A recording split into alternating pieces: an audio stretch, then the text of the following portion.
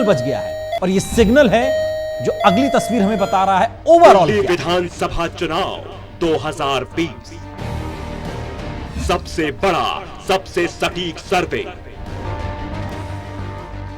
Overall total news का यह सर्वे दिल्ली की सभी सीटों का सर्वे है।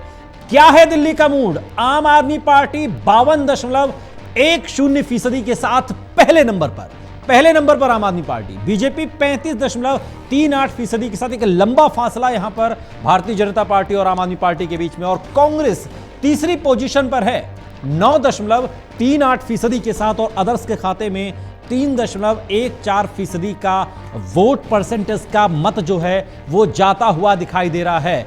दिल्ली की सभी सीटों का यह सर्वे है जिसमें आम आदमी पार्टी, बीजेपी, कांग्रेस और अदर्स की जो स्थिति है वो ये है दिल्ली का मूड, जिसमें आम आदमी पार्टी 52.10% के साथ है, बीजेपी 35.38% के साथ है, कांग्रेस 9.38% के साथ है, अदर्स 3.14% के साथ। यह दिल्ली का मूड है, यह है दिल्ली का मूड। दिल्ली की जनता यह सोच रही, लेकिन सिग्नल एक और बच गया है।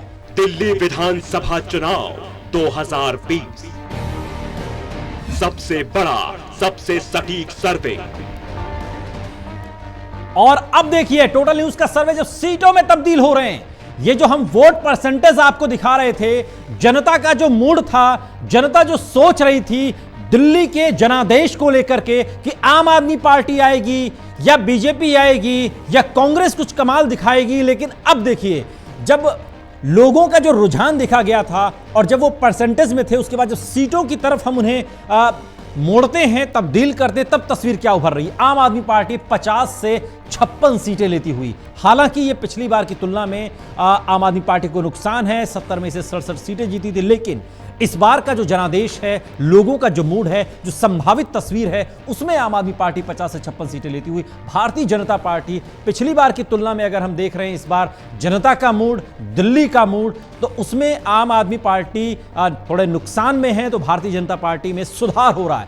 12 से 18 सीटें भारतीय जनता पार्टी दिल्ली विधानसभा चुनाव में लेती हुई दिखाई दे रही है। कांग्रेस की बात करें तो पिछली बार कांग्रेस का खाता नहीं खुला, कांग्रेस 0 पर रही, लेकिन इस बार 0 से 4, यानी कि 0 से 4 के आसपास हम कांग्रेस को इस सर्वे में जनता के मूड के हिसाब से हम देख रहे हैं। लेकिन अदर्स यहां पर 0 है, यानी कि दिल्ली की जनता ने यह तय कर लिया है कि जो अदर्स छोटी पार्टियां होती हैं उनके साथ नहीं जाना, निर्दलीय के साथ नहीं जाना। यह तस्वीर है शंभुनाथ जी, तस्वीर बहुत साफ हो गई, बहुत क्लियर तस्वीर। आम आदमी पार्टी 50 से 56 नुकसान है, भारतीय जनता पार्टी 3 से 12 से 18 पर आ रही है, कांग्रेस भी अगर खाता खुलता है तो 0 से 4 के आसपास। जी लेकिन अब हम 2015 से जब तुलना भी कर लें, अब इस बार जो आपका सर्वे है वो आम आदमी पार्टी को 52.10 दे रहा है, जो पिछली बार 53.4 था। अब इसकी तुलना में बीजेपी 35.38 पे है और पिछली बार वो 32.2 भी थी। 9.38 पे है कांग्रेस, जो कि पिछली बार 9.7 में थी। इससे एक बात लग रही है कि जो 4 सीटें जो कांग्रेस को जाती दिखा रही हैं, वो मुझे लगता है कि मुश्किल है, वो शून्य वाली बात ज़्यादा असर आ रही है, और हो सकता है वो 4 सीटें आम आदमी पार्टी खाते में आ जाए। अच्छा। और वो 56 से 60 भी जीत सकती है। बीजेपी जो है मेरे ख्याल से जो बहुत ताकत लगाएगी तो मैक्सिमम 15 सीटें, 10 से 15। अब ये सर्वे, ये सब अनुमान है। हाँ। आपका भी अनुमान है, हमारा भी अनुमान है। मैं 10 से 15 दे रहा हूँ बीजेपी को, और आम आदमी पार्टी को मैं 55 से 60 के बीच में देना चाहता हूँ। अच्छा। कांग्रेस को मेरा मानना है मैक्सिमम 1, अगर मान लो मिल गई खुदा ना खास्ता तो 1, वरना 0। अच्छा। 0 से 1 के बीच में, अदर्स का तो 0 है ही। क्योंकि नुकसान सबसे ज्यादा जो हुआ खाता खोल सकती है कांग्रेस, सबसे ज्यादा जो हुआ है नुकसान वो कांग्रेस को ही हुआ है। कांग्रेस का वोट सारा का सारा शिफ्ट हुआ है, शिफ्ट हो गया। और शाहीन बाग का नुकसान भी अगर किसी को हुआ है तो कांग्रेस को हो रहा है। और शाहीन बाग का कहना चाहिए लाभ भी किसी को हुआ है तो आम आदमी पार्टी को हुआ है ना, क्योंकि मुस्लिम वोट पहले थोड़ा थोड़ा छितराया रहता था। वो आम आदमी पार्टी में कांग्रेस के साथ भी जा सकता था, वो सपा बसपा में भी जाता था। उसने माइंड क्लियर कर लिया, उससे माइंड बीजेपी को जो हरा सकता है, क्योंकि नहीं उसकी वजह है। उसने ही तय कर लिया। बीजेपी पहले इतनी एग्रेसिव नहीं थी, 2015 तक इतनी एग्रेसिव नहीं हो पाई थी जो 2020 में है।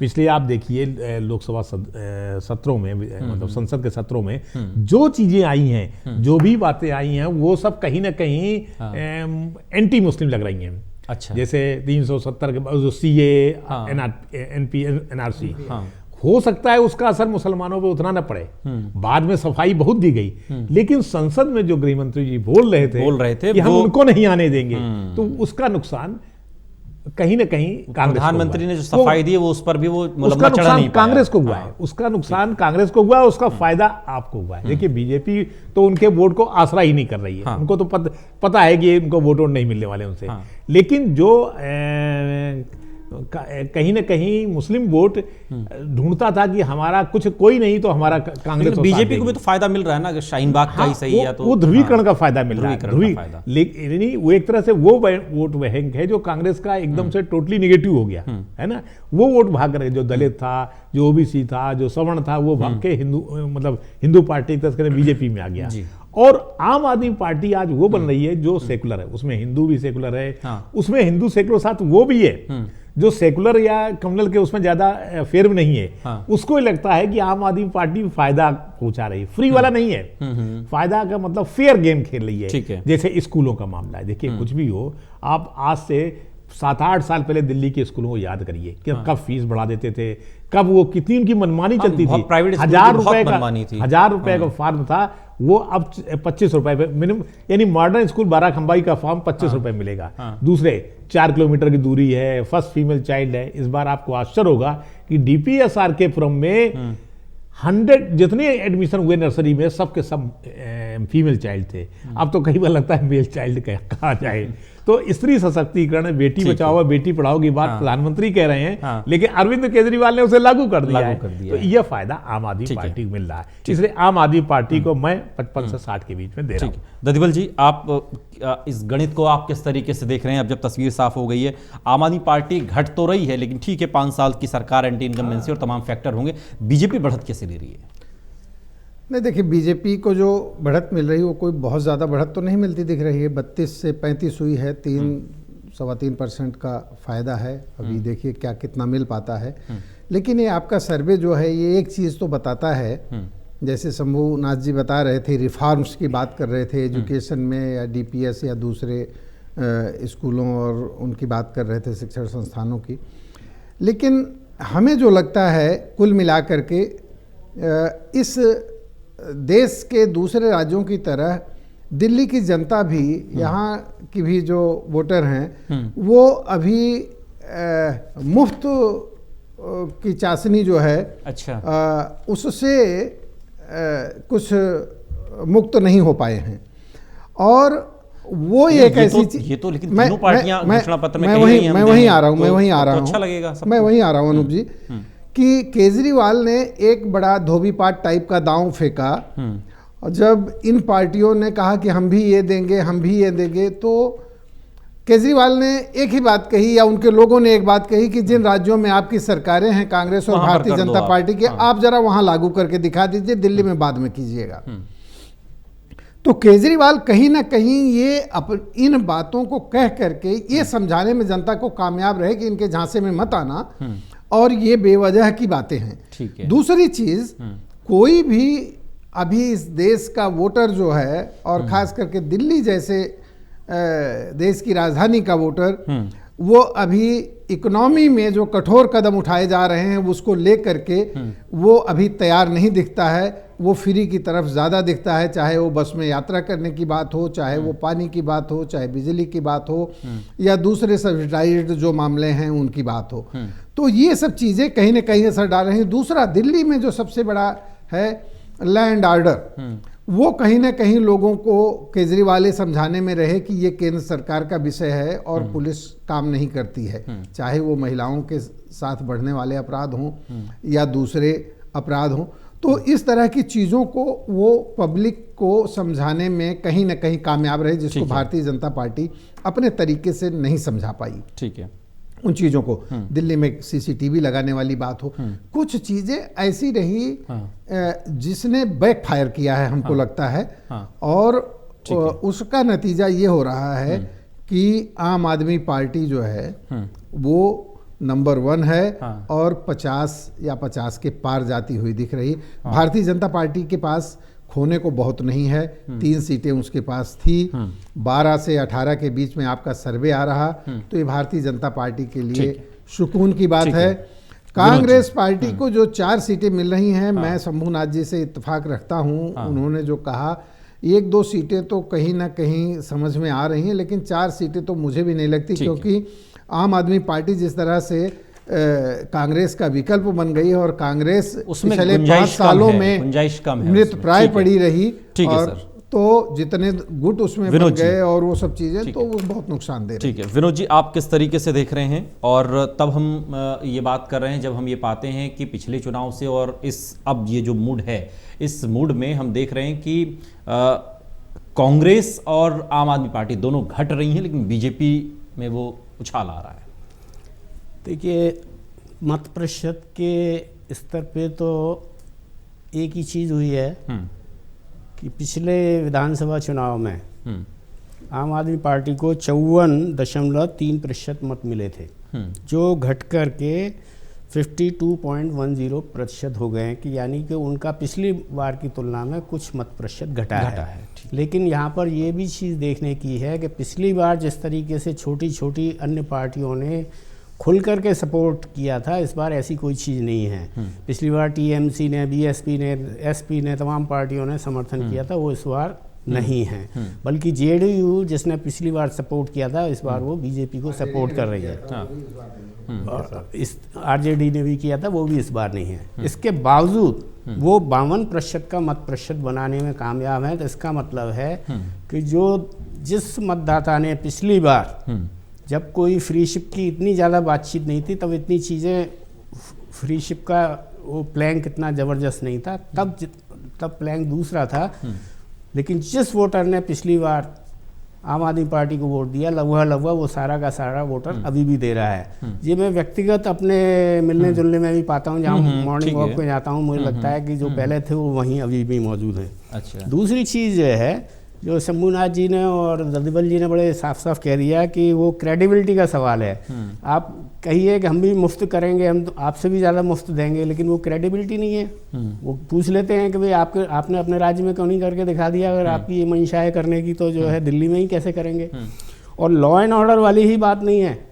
बीजेपी का शासन दिल्ली की तीनों म्यूनिसिपल कॉरपोरेशन में है, और सारी दिल्ली में जिस ढंग से गंदगी व्याप्त रहती है, वो आम दिल्ली को उसको एक ईगो, ये भी अरविंद केजरीवाल समझाने में कामयाब रहे कि ये मेरा काम नहीं है, ये एमसीडी का काम। हाँ, एमसीडी का, हालांकि बहुत से लोग नहीं जानते, लेकिन जो एमसीडी का काम है वो बीजेपी की वहाँ पे शासन है, और वो रोज देखते हैं कि बीजेपी क्या डिलीवर कर रही है। तो लोग डिलीवरी चाहते हैं, लोग चाहते हैं कि हाँ काम करके कोई दिखाए, और काम करके दिखाने में डिस्पाइट इतने अवरोध पैदा हुए, कानूनी अवरोध, हाई कोर्ट ने रोक लगाई। आपको ध्यान दीजिए, सीसीटीवी लगाने के लिए 10 दिन तक धरना देना पड़ा लेफ्टिनेंट गवर्नर के दफ्तर के बाहर आम आदमी पार्टी के नेताओं को। इतनी मुश्किल में काम हुए, लेकिन फिर भी करके दिखाए। तो मतदाता जो है लगभग कन्विंस्ड है। इन बातों को अरविंद केजरीवाल समझाने में कामयाब रहे, ये उसका। संजय जी, आप किस तरीके से देख रहे हैं? समझाने में कामयाब रहे, लोग अपने आप समझने को तैयार हैं, खुद देखा है। हाँ, लेकिन संजय जी, आप किस तरीके से देख रहे हैं ये इसको, और जब हम तुलना करें 2015 से? देखिए, एक पहली बात तो ये कि ये सर्वेक्षण जो है, इसका सैंपल साइज बहुत बड़ा है। हाँ। तो ये इसके सटीक होने का बहुत ज़्यादा संभावना है, और पहले भी आपके सर्वेक्षण जो है ठीक ठाक बिल्कुल सटीक निकले हैं। तो ये पहली बात तो ये है। दूसरी बात ये है कि ये इस सर्वेक्षण से पता लगता है, साफ साफ सी बात है कि भाजपा हार रही है। आप चुनाव को जीत रही है, सरकार बनाने लायक बहुमत ला रही है, एक बहुत स्पष्ट बात ही बात हो रही है। दूसरी बात है कि भाजपा के लिए जो 12 से 18 सीटों की बात की जा रही है, और लगता है कि पिछली बार 3 से तो 18 पहुंचे, तो बहुत अच्छी बात है, लेकिन ये है नहीं। अगर हम ऐतिहासिक तौर पर देखें तो लगातार घटत है उस तरीके से। और ये जो वोट का, जो मतदाताओं का, जो वोट बैंक का जो एक तरह से ध्रुवीकरण हो रहा है, वो एक तरफ बहुत ज़्यादा हो रहा है और एक तरफ बहुत कम, और सिमटता जा रहा है। भाजपा दोनों तरफ से जा रही है। जो पढ़ा लिखा समुदाय है, जो मतदाता है, उसमें से भी थोड़ा वोट कट रहा है, और जो बहुत ही निचले तबके से आ रहा है, जो उस तरह नहीं है, उससे भी वोट कम हो रहा है। वो फ्रीशिप के चक्कर में पहले से ही कम हो रहा है। और उधर पढ़े लिखे वोटर्स से वो जिस तरह से एग्रेसिवनेस है, जिस तरह अपनी बातों को उस तरह नहीं समझा पाने की वजह से उससे भी थोड़ा कम हो रहा है। लेकिन पारंपरिक वोट उसका बना हुआ है। ये तीन चीजें इस सर्वेक्षण से साबित होती हैं। रह गई बात है कि जो कांग्रेस की, तो कांग्रेस जिस तरह से शरण हो रहा है कांग्रेस में, कांग्रेस के जो वोट बैंक था वही आपका है। और आप जब मजबूत होती है तो कांग्रेस कमज़ोर होती है, कांग्रेस मजबूत होती है तो आप कमज़ोर होती है। कांग्रेस को इस जो दुष्चक्र से जो है निकलना होगा, इस सर्वेक्षण से लगता है। और मुझे जो सीट बंटवारे की बात आपने दिखाई है, मुझे लगता है कि कांग्रेस को इतनी सीटें, 4 सीटें मिलनी बहुत ही मुश्किल है। एक सीट भी संभवतः, अगर मैं 70 सीटों के बारे में एक मोटा मोटी आकलन भी करूं, अलग अलग सीटों के हिसाब से, तो नाम लेना या किसी सीट के बारे में लेना, लेकिन एक से ज्यादा सीट तो बहुत ही मुश्किल है कांग्रेस के लिए। जो वो सीट जो कन्वर्ट होंगी, वोट जो बागी फ्लोटिंग वोट्स कन्वर्ट होंगे, उसमें आपको फायदा होगा। लेकिन आपका भी जो 56 का जो हाईएस्ट आंकड़ा है, वो मुझे व्यक्तिगत तौर पर नहीं लगता कि वो छू पाएगा। निश्चित तौर पर भाजपा, क्योंकि बहुत सी सीटें बहुत कम वोटों से पिछली बार भी जीते थे। एक हवा थी 2015 में, उससे पहले 2013 में तो 23 सीटें ऐसी थी जो बहुत कम अंतर से 1000, 2000, 5000। तो ऐसी सीटों पर जहां पर भाजपा को जरा सा भी एज है, वो वहां गेन करेगी। जो अगर पोलराइजेशन का और आक्रामक रणनीति का असर पड़ता है, वहां गेन करेगी। तो जो भाजपा को 18 सीटों का दिया जा रहा है, ना सही, लेकिन 15 के प्लस आना चाहिए उसको। लेकिन शंभुनाथ जी, जरा ये भी समझाइए कि ये आखिर दिल्ली वाले कांग्रेस वाली दिल्ली क्यों नहीं चाहते? ऐसा क्या हो गया है कांग्रेस में? देखिए, 2-3 बातें हैं कांग्रेस में। हर पार्टी की एक धुरी होती है। जैसे बीजेपी की एक धुरी है आरएसएस, समाजवादी पार्टी की धुरी मुलायम सिंह थे, लालू यादव राजद की धुरी थे, या बसपा की मायावती एक धुरी है, या उनका परिवार एक धुरी है। अब वो पार्टी ज्यादा सरवाइव कर पाती जिसकी कोई एक आइडियोलॉजी, वो निगेटिव पॉजिटिव सब नहीं जा रहे, कोई तो ये कुछ हो जो उसको संभाले। परिवारवादी पार्टियों में से कांग्रेस ने नेहरू जी के समय से ही कहीं न कहीं इंदिरा गांधी को जिस तरह पार्टी प्रेसिडेंट बनाया गया था, और उन्होंने केरल की सरकार नमूद्रीपात की गिरा दी थी, उसके बाद से लगा था कांग्रेस बीजेपी धीरे धीरे परिवार की पार्टी बना रही है ना। अभी उनका एक जो किताब है, कुलदीप नैयर ने लिखा भी है, कैसे बीजेपी के कांग्रेस कैसे कैसे परिवार की पार्टी बनती गई। जब कोई पार्टी परिवार की पार्टी बनती है तो एक पीढ़ी राज करेगी, दूसरी पीढ़ी अच्छी होगी, तीसरी पीढ़ी हो सकता है प्रतिभाशाली हो जाए, चौथी पीढ़ी से गिरावट शुरू हो जाएगी। हम देख रहे हैं कि ये तीनों पार्टियां जो क्षेत्रीय पार्टियां हैं, चाहे वो आपकी राजद हो, चाहे वो सपा हो, चाहे बसपा, उसमें एक पीढ़ी के बाद दूसरी पीढ़ी उभर ही नहीं पा रही है। थोड़ा बहुत सपा उभरी, लेकिन उनके अंदर टांग खिंचाई बहुत ज्यादा हो गई। इसे पार्टी को एक विचारधाराओं पे डिपेंड करना चाहिए। वो विचारधारा एक कहा जाए तो सीपीएम की या कम्युनिस्ट पार्टियों की है। कम्युनिस्ट पार्टियों की विचारधारा आज भी जिंदा है। तो देर सवेर कोई, मुझे लगता है, विकल्प बन पाएगा। तो चूंकि बीजेपी धुर राइटिस्ट पार्टी बनती जा रही है, तो कोई धुर लेफ्टिस्ट पार्टी देर सवेर इसके ताकत पे उभरेगी। वो हो सकता है कांग्रेस से ही सरवाइव कर जाए, क्योंकि जो परिवारवादी पार्टियां होती हैं जिसमें विचार बहुत ज्यादा नहीं, वो अपने कहते नहीं परिवार हावी होता है तो परिवार मध्य मार्ग का रास्ता पकड़ता है। वो कहते नहीं जी हम तो सबके साथ हैं। तो हो सकता है कि लेफ्टिस्ट ग्रुप कांग्रेस के अंदर धीरे धीरे पावरफुल हो जाए। सर, बहुत संक्षेप में, लेकिन ज़्यादातर जगहों पर जब ये कहा जाता है कि जहां बीजेपी वर्सेस कांग्रेस है, भाई जब उनसे थक जाएंगे तो हमारे ही पास आएंगे, कांग्रेस कहती है, ये विकल्प दिल्ली में खत्म हो गया है। नहीं, ये आज की तारीख में हम कह सकते हैं विकल्प तो कांग्रेस सदैव बनी रही। कांग्रेस परिवार के बावजूद एक ऐसी पार्टी है जिसमें बहुत इतने नेता हैं कि कोई भी उनमें से एक विकल्प बन के आ सकता है। अच्छा। दूसरे जो लेफ्ट आइडियोलॉजी है, जिसको हम मानते हैं कि उसका कोई धनी धुरी नहीं है, वो भी कहीं ना कहीं कांग्रेस साथ सेंट्रलाइज हो गया है, कांग्रेस साथ चला गया है। तो वो आज नहीं तो कल विकल्प बीजेपी का ही बनेगा। किसी का हर एक का विकल्प बनता है, विकल्पहीन कोई नहीं होता। तो वो शायद कांग्रेस ही बन पाए। आम आदमी पार्टी आज है, कल है, क्योंकि आम आदमी पार्टी की भी परिवार से ऊपर नहीं बढ़ पाएगी। सबका समय होता है, सबका समय, और उसी समय के हिसाब से इस सर्वे में आम आदमी पार्टी का जो सिक्का है वो मजबूत दिखाई दे रहा है। आम आदमी पार्टी 50 से 56 सीटें लेते हुए इस सर्वे में दिखाई दे रही है। बीजेपी 12 से 18, कांग्रेस 0 से 4 तक जाती हुई दिखाई दे रही है, और अदर्स यहां पर 0 है। कोई कंफ्यूजन नहीं है अदर्स को लेकर के दिल्ली की जनता के बीच। बहुत बहुत शुक्रिया शमुनाथ सर आपका भी, विनोद जी आपका बहुत बहुत शुक्रिया, संजय जी आपका बहुत बहुत शुक्रिया, उदयदुल जी आपके बहुत बहुत शुक्रिया। तो दिल्ली का ये जो चुनाव है 8 तारीख को मतदान है और आप सभी वोट देने जरूर जाइएगा, ये हम अपील लगातार कर रहे हैं। लेकिन उससे पहले जो ये सर्वे आया है, ये सर्वे संभावित तस्वीर को उकेरता है और इस संभावित तस्वीर में आम आदमी पार्टी सत्ता में दोबारा से वापस करती हुई दिखाई दे रही है।